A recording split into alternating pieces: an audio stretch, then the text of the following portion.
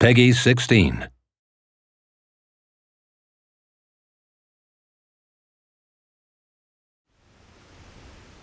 Your hero's journey begins as you return from the dead, miraculously resurrected by a device known as the Well of Souls. You there! You! What are you doing down here? You don't belong... Wait a moment. No. You soon meet a gnome named Fomerus Hughes, who's amazed that his experimental Well of Souls has finally worked. He tells you that his tower is under attack and that you must escape. Finding a weapon, you prepare to fight your way out. The lens? The new configuration? Perhaps... No, what am I thinking? No time for that now. We've got to get you out of there. Here you get your first glimpse of the Well of Souls, the place of your rebirth. Combat in Reckoning is intuitive and accessible. You can chain together basic attacks with a single button. Trouble? Well done. Collecting loot is a big part of the game. While you loot, you can compare items and decide whether they are worth equipping now or saving them to sell off later. Just by varying the timing of your basic attacks, you'll perform special moves like launching an opponent into the air and juggling him. Using your shield for a well-timed parry can open up an even more damaging attack chain on your stunned opponent. Now we've fast-forwarded to the Dalentarth region, your first introduction to the outside world of Reckoning. It's a peaceful place, a relatively safe start to your hero's journey. You now have both primary and secondary weapons equipped, and even as a melee fighter, you'll unleash powerful battle magic on your enemies.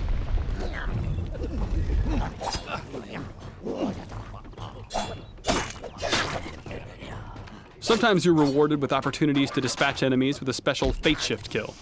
Building up enough Fate energy allows you to perform even more powerful attacks.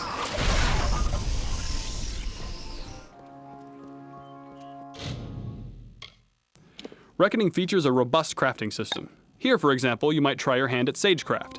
Using this altar, you insert a magical gem into a longsword, upgrading it to a more powerful flaming sword.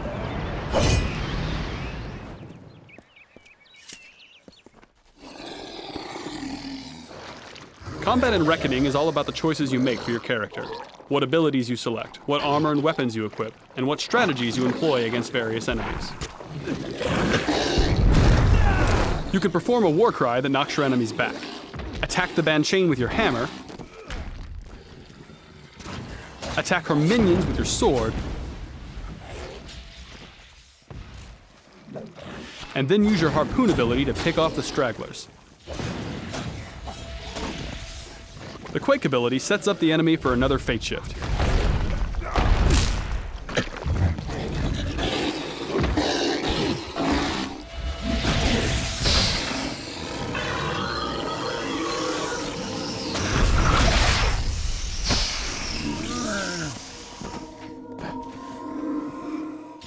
Finish off the remaining foes using the special attacks with your hammer.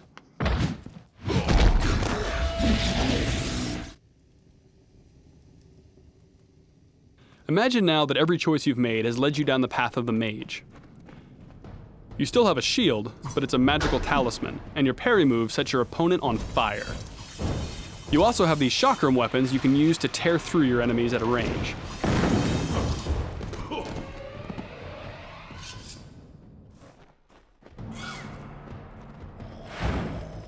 Magic is your main weapon and defense. You teleport to dodge attacks, and your Mark of Flame lets you tag enemies individually, then detonate them in a fiery explosion. Even as a magic-focused character, you still have primary and secondary weapons. In this case, you're using an ice staff and a pair of flame chakrams.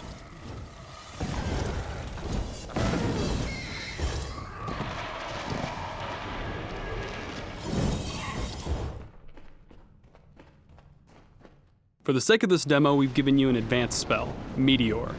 Here you can see the kind of power a high-level mage can unleash.